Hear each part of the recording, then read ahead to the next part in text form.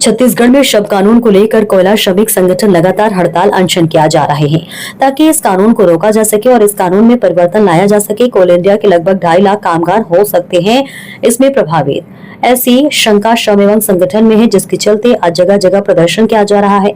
कुछ श्रमिक संगठन ने कहा कि इस कानून के आ जाने से श्रमिकों और कामगारों पर इसका सीधा असर पड़ेगा, जिसको रोकना अत्यंत आवश्यक है। संबंध में साउथ ईस्टर्न कोलफील्ड लिमिटेड के HMS श्रमिक संगठन के अध्यक्ष बजरंगी शाही ने मीडिया को इस नए कानून के बारे में विस्तार से बताते हुए अपनी बात कही। उन्होंने 12वें वेज बोर्ड के बारे में और दुर्गा पूजा में मिलने वाले बोनस के बारे में उन्होंने मीडिया के माध्यम से तमाम प्रश्न खड़ा करते हुए अपनी बात कही कि यह श्रमिकों पर यह कानून लाकर कामगारों की स्वतंत्रता को समाप्त करने का एक तरह से योजना है, जिसके चलते श्रमिक कामगार जो आज स्वतंत्र रूप से कार्य कर रहे हैं वे बंध जाएंगे, उनकी स्वतंत्रता समाप्त हो जाएगी। कंपनी जिसे लाने के लिए बहुत जल्दबाजी कर रही है और अगर ये कानून आ जाता है तो कई परेशानियां सामने आएगी, क्योंकि अभी तक 12वां बैच बोर्ड का गठन नहीं हुआ है। ये बड़े ही दुख का विषय है। इन सभी बातों को लेकर श्रमिक संगठन लगातार अनशन किया जा रहा है और अगर कोल इंडिया प्रबंधन इस पर विचार नहीं करता है तो 3 दिन के लिए उत्पादन बंद कर इसका पुरजोर विरोध किया जाएगा। आपका नाम? बजरंगी शाही। शाही जी, ये श्रम कानून क्या है और श्रम कानून का आज पूरा कंपनी में विरोध क्यों किया जा रहा है?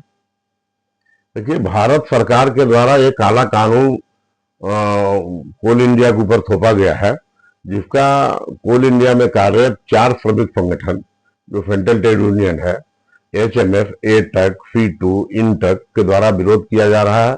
और केवल ये 4 ही नहीं विरोध कर रहे हैं, अपने तरीके से भारतीय मजदूर संघ जो है वो भी इसका विरोध कर रहा है। हम लोग प्रयासरत हैं कि भारतीय मजदूर संघ भी हम लोग के साथ आ जाए, ताकि कोल इंडिया में कार्यरत 5 श्रमिक संगठन मिल करके इस काले कानून का विरोध करें। अगर ये कानून आता है तो कंपनी के कितने हजार मजदूर इससे प्रभावित होंगे? देखिए, करीब लगभग 2.5 से 3 लाख मजदूर इस काले कानून से, जो परमानेंट मजदूर है, वो प्रभावित हो रहे हैं। इसके अलावा इतने ही करीब कॉन्ट्रेक्चुअल मजदूर इससे प्रभावित हो रहे हैं। एक चीज बताइए, ये श्रम कानून में जो जो बिंदुएं दर्शाएगी उसके बारे में मेरे को संक्षिप्त रूप से बताएंगे। देखिए, इसमें तमाम सबसे बड़ा चीज तो इसमें है कि किसी भी कर्मचारी का परमानेंट सर्विस है ही नहीं। कर्मचारी कॉन्ट्रेक्चुअल लेबर के तरह हो जाएगा, जो काम 1 साल के लिए, 2 साल के लिए, 3 साल के लिए, 4 साल के लिए जिस प्रकार का भी मिलिट्री में इन्होंने किया है, उसी प्रकार ये इस कानून के तहत लोगों की नौकरी हो जाएगी और लोग बेरोजगारी बढ़ जाएगी, लोगों का जो सुरक्षा है वो खत्म हो जाएगा। ये तमाम प्रकार की बातें इस कानून के तहत है। आज इसका विरोध पूरे कंपनी लेवल में हो रहा है जी। क्या चिरमिरी में भी इसकी शुरुआत हो गई है क्या? बिल्कुल, चिरमिरी में देखिए 2 चरण में इसका विरोध हो चुका है।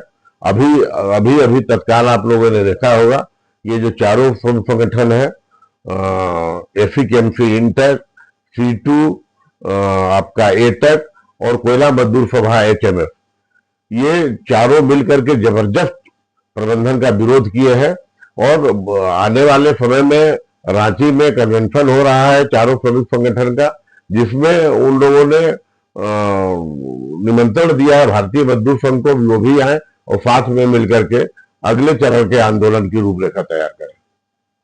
क्या कंपनी में और भी ऐसी कुछ श्रमिक संगठन है जिसको कंपनी IR के लिए बुला रही है, या वो सहमत है कि हम IR करने का दावा प्रस्तुत कर रहे हैं? ऐसी कोई श्रमिक संगठन है क्या?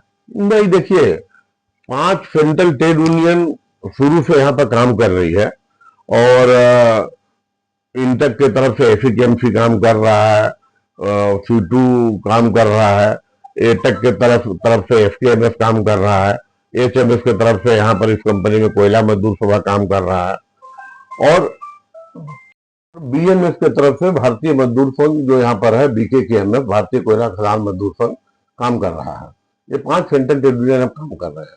नए कानून में जो दिया है वो बोल रहा है, नया कानून का जो वर्जन है, कि कोई भी रजिस्टर्ड यूनियन इसमें भाग ले सकता है, लेकिन क्योंकि भारत सरकार ने एक प्रक्रिया अपनाई है कि जो भी 20% पाएगा वही वार्ताकार परिषद के तौर पर रहेगा, वही उसी की वो मान्यता कोल में मिलेगी। तो देखते हैं भारत सरकार के कानून लागू होता है कि नहीं होता है। अगर कानून लागू होता है तो सबको छूट है, सब लोग आएंगे जो भी रजिस्टर्ड ट्रेड यूनियन है मजदूरों के बीच में, और अपनी अपनी बात रखेंगे। मजदूर जिसको चुनेगा वो रहेगा, जिसको नहीं चुनेगा वो नहीं रहेगा। अगर कानून लागू नहीं होता है तो जो सेंट्रल ट्रेड यूनियन के जो ये 5 विगत पिछले 25, 30, 40 वर्षों से कार्यरत हैं वो आगे काम करते रहेंगे। हम लोग जो आंदोलन कर रहे हैं उसके पीछे ये कि भारत सर हिंदुस्तान के किसी भी पब्लिक सेक्टर ने इतना हलचल नहीं मचाया है इस कानून को लागू करने के लिए, लेकिन पता नहीं क्यों कोल इंडिया के अधिकारियों में क्या हो गया है, इस कानून को लागू करने के लिए एकदम बिल्कुल जी तोड़ कोशिश कर रहे हैं। अब देखिए यहाँ पर कितनी विडंबना है कि 30 जून 2026 को एनसीडब्ल्यूए जो हमारा कोल बेज है वो खत्म हो गया। आज तक के इतिहास में बेज बोर्ड खत्म होने के पहले कमेटी में जेबीसीसीआई का गठन हो जाता था और वार्ता उसमें चालू हो जाती थी, और जो भी निर्णय होता था त्रिपक्षीय जो होता था वो भारत सरकार, कोल इंडिया और यूनियन के बीच में मजदूरों की तनख्वाह, उनका बोनस, उनकी सुरक्षा, उनका ग्रेविटी, ये सारी चीजों पर बात होती थी और उसको लागू किया जाता था। उनके मेडिकल पेंशन, सारी चीजों पर बात होती थी। लेकिन मैनेजमेंट एकदम अड़ियल रुख अपनाया हुआ है और हम लोग भी कमर कस लिए हैं कि 4 यूनियन तो एक साथ है, 5वां अपना अलग से रास्ता अपनाया हुआ है। कोशिश कर रहे हैं कि 5वां भी हम लोग के साथ में आ जाए ताकि मिल करके हम लोग एक साथ इस अड़ियल प्रबंधन से मुकाबला करें और ये जो काले कानून है उसको रद्द करवाएं और मजदूरों का जो पूर्व से सहूलियत मिल रही थी वो मजदूरों का जो एनसीडब्ल्यू 12 है उसको लागू करें। अभी दुर्गा पूजा के पहले बोनस देना है, बोनस में भी लोग कोल इंडिया के अधिकारी ऐसे ही अड़ियल रुख अपनाएंगे, लेकिन हम लोग बिल्कुल तैयार हैं। अगर वो अड़ियल रुख अपनाते हैं तो हम लोग कम से कम 3 दिन की हड़ताल करेंगे और कोयला खदानों को पूर्णतः भारत में बंद करेंगे और अपनी मांगों को मनवा करके ही रहेंगे।